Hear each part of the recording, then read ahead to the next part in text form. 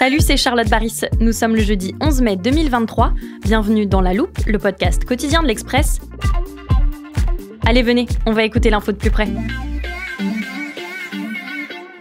10, 11, 12, 13... Ah, en plus, dans cet épisode, on en a parlé plusieurs fois. Je continue 14, 15 et 16. Ah, vous arrivez juste au moment où je termine un décompte, celui du nombre d'épisodes où on a mentionné le GIEC. Aussi étonnant que ça puisse paraître, on n'en a jamais donné une définition précise arrangée dans l'armoire de La Loupe, alors je vais profiter de cette introduction pour vous rappeler ce que c'est. Le GIEC, c'est le groupe d'experts intergouvernemental sur l'évolution du climat. Ce sont des scientifiques du monde entier qui, sous l'égide de l'ONU, évaluent le changement climatique, ses causes, ses conséquences, et donnent également des pistes pour l'atténuer et s'y adapter. Voilà, maintenant vous pouvez oublier cette définition. Parce que cette année, le GIEC a remis son dernier rapport et après 8 ans, 6 synthèses et des milliers de pages, les experts s'interrogent sur l'intérêt de continuer de publier avant leur prochain cycle de travail en 2030. Selon eux, l'heure n'est plus à l'analyse, mais à l'action. Et c'est là que se pose une difficulté. Comment fait-on pour transposer les connaissances planétaires du GIEC à un niveau local ? Comment les régions, les départements, les villes peuvent appliquer ces recommandations et les adapter à leurs particularités territoriales ?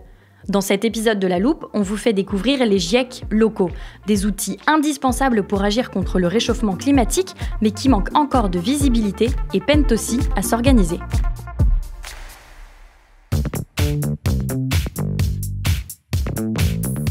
Dans notre GIEC à nous, à l'Express, il y a Baptiste Langlois, journaliste spécialiste du climat. Salut Baptiste. Salut Charlotte.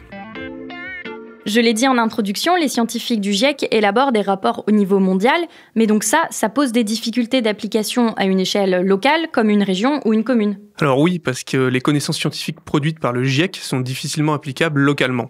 Donc le GIEC travaille à une échelle planétaire, donc pour le GIEC local, c'est à l'échelle d'un continent ou d'un pays continent. Donc les constats peuvent du coup varier, et quand on réduit le spectre, ça devient plus compliqué d'appliquer ces connaissances. Donc par exemple, le GIEC dit qu'il ne faut pas dépasser 1,5 degré par rapport à l'ère pré-industrielle. On voit déjà que c'est une moyenne, donc si on regarde juste en France, on parle de plus 4 degrés, donc forcément ça pose des problématiques différentes que plus 1,5 degré. Et encore, à l'échelle d'un pays, il y a des particularités. Plus 4 degrés, ça ne va pas être pareil en montagne, où on parle de la fonte des glaciers, ou en bord de mer, où on voit la montée des eaux. Donc il y a une vraie mission de transposition de ces connaissances scientifiques pour les territoires. Les connaissances scientifiques, c'est-à-dire ? Eh bien, il y a un écart entre le savoir produit par les scientifiques et le savoir nécessaire pour l'action. Il y a un vrai travail de traduction de ces connaissances à réaliser, et c'est un métier à part entière. C'est pas difficile d'imaginer que peu d'élus, locaux ou nationaux d'ailleurs, ont parcouru les rapports du GIEC, que ce soit la synthèse ou les rapports dans leur entièreté. Donc l'information y est dense, technique, et je le redis encore, très globale. Et c'est donc là qu'interviennent les GIEC locaux. Oui, mais on peut les appeler autrement que GIEC locaux. Ce sont des Grecs en réalité, le R pour régional, ce qui donne groupement régional d'experts sur le climat. Ah, tu fais bien de le préciser, je repose ma question. C'est donc là qu'interviennent les Grecs. Voilà, tout à fait. Leur rôle, c'est de transposer ce savoir planétaire, donc les grandes trajectoires qu'il faudrait prendre pour réduire les émissions et l'adapter à une échelle locale et aux problématiques spécifiques et urgentes des territoires. Donc localement, c'est parfois difficile de se projeter si on n'a pas de bonnes données.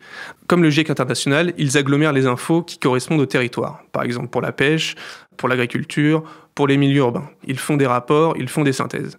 L'idée, c'est de dire, ce savoir au niveau international, qu'est-ce que ça veut dire à l'échelle de la Bretagne, où par exemple, on va parler de la montée des eaux, ou dans la région du Bordelais, où là, on va plus évoquer les risques pour la vigne et les agriculteurs. Je vais te citer Benoît Léniel, professeur en sciences et environnement à l'université de Rouen-Normandie, qui participe à l'un de ces GIEC locaux. La fonte de la banquise, ça ne parle pas en Normandie, mais les conséquences sur le littoral, oui. Celles sur la pêche, la conchyliculture aussi. Pareil pour les risques d'inondation sur l'axe de la Seine, où sont situées de nombreuses usines classées Céveso. Et une fois ces rapports réalisés, que font les Grecs ? Ensuite, ils interviennent auprès des élus. C'est comme le GIEC international, ils ne prennent pas de décision. Déjà que leur travail demande beaucoup de temps à ces experts, qui sont aussi à côté chercheurs, donc pour leurs universités.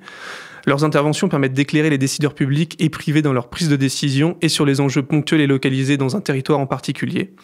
Surtout qu'au sein d'un territoire, il peut y avoir plusieurs enjeux. Alors, on pense par exemple aux questions agricoles, mais il y a aussi les questions d'urbanisme, celles d'utilisation d'énergie verte pour une industrie, etc.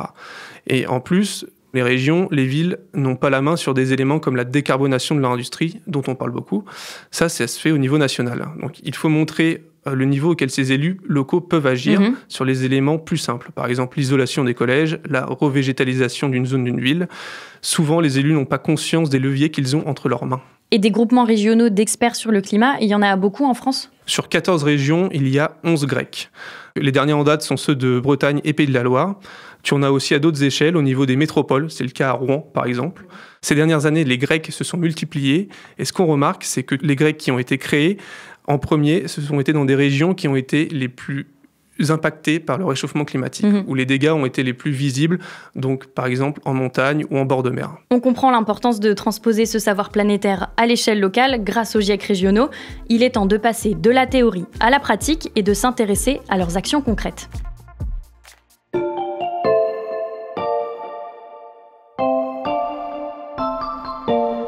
Pour ça, Charlotte, je te propose qu'on contacte en appel vidéo une experte qui travaille dans l'un de ces GIEC locaux.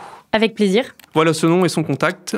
Pendant que tu l'appelles, je te la présente. C'est Johanna Cabaret. Elle est chargée de mission à Acclimatera. C'est le comité scientifique régional sur le changement climatique, le GIEC local donc, pour la région Nouvelle-Aquitaine.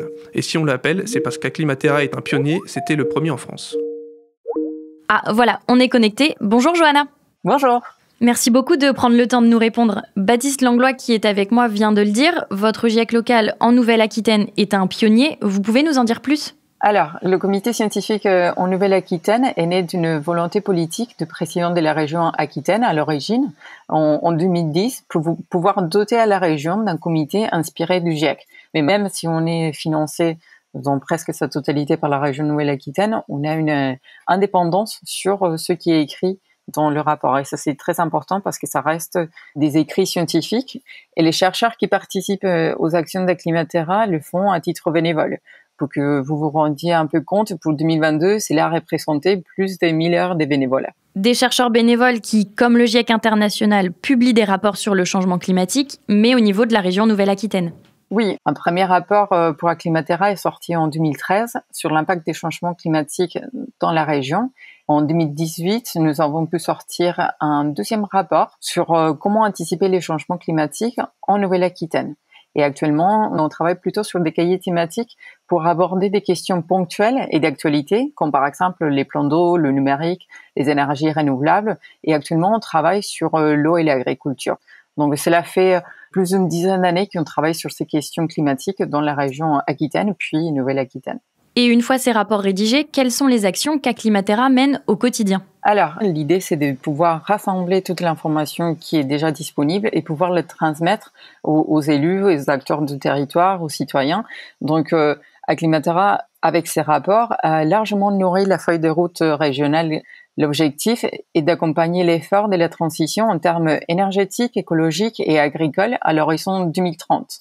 On donne l'expertise, les chercheurs participent avec leurs idées pour pouvoir montrer, dire les orientations s'ils sont bonnes ou pas.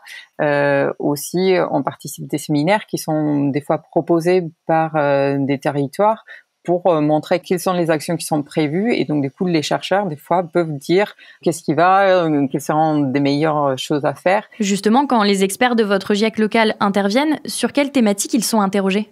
Sur la région, vu que c'est une région très vaste et les enjeux sont très différents, mais on peut citer notamment l'érosion et la submersion, parce que notre ligne des côtes est d'environ 720 km, donc c'est assez large. Donc il y a des problématiques et des enjeux liés à l'érosion et à la submersion. Il y a aussi la forêt. Une grande partie de notre forêt est partie en fumée l'année dernière, donc c'est quelque chose de très important pour la région. L'agriculture également, parce que c'est l'une des régions agricoles françaises, donc c'est très important, et donc du coup va accompagner la notion de l'eau, qui la notion de l'eau est assez transversale parce qu'on aura besoin pour l'agriculture, mais aussi vu que le taux de neigement dans les Pyrénées a été assez faible, cette ressource qui avant était en neige, en glace, maintenant il est très réduite, et donc du coup ça se pose des problématiques pour l'avenir, notamment dans les périodes d'été. Donc la question de l'eau est quelque chose de très prégnant, et c'est l'une des problématiques ou des sujets phares qu'on répond au jour au jour. Acclimatera existe donc depuis plus de 10 ans. Est-ce que vous avez constaté une évolution de l'intérêt porté à votre action ?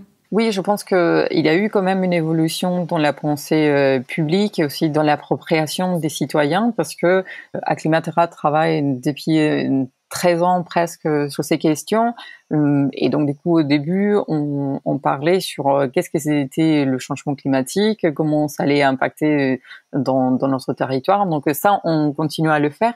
Mais maintenant, les questions sont plus ponctuelles, comme par exemple, est-ce que je peux mettre de la géothermie dans ma région, des éoliens dans ma région, ou une ferme solaire, ou comment ça va avoir des impacts plus ponctuels sur le changement climatique dans la région.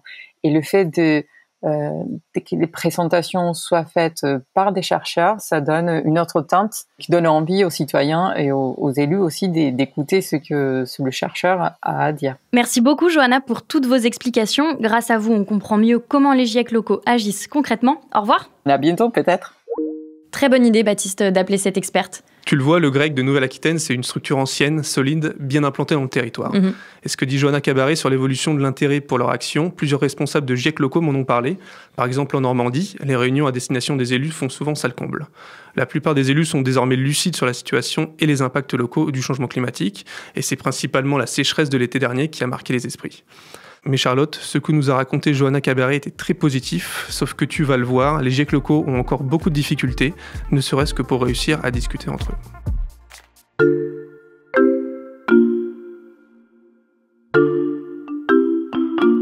Baptiste, tu n'es pas venu avec un gros rapport scientifique plein de chiffres, mais avec une simple feuille.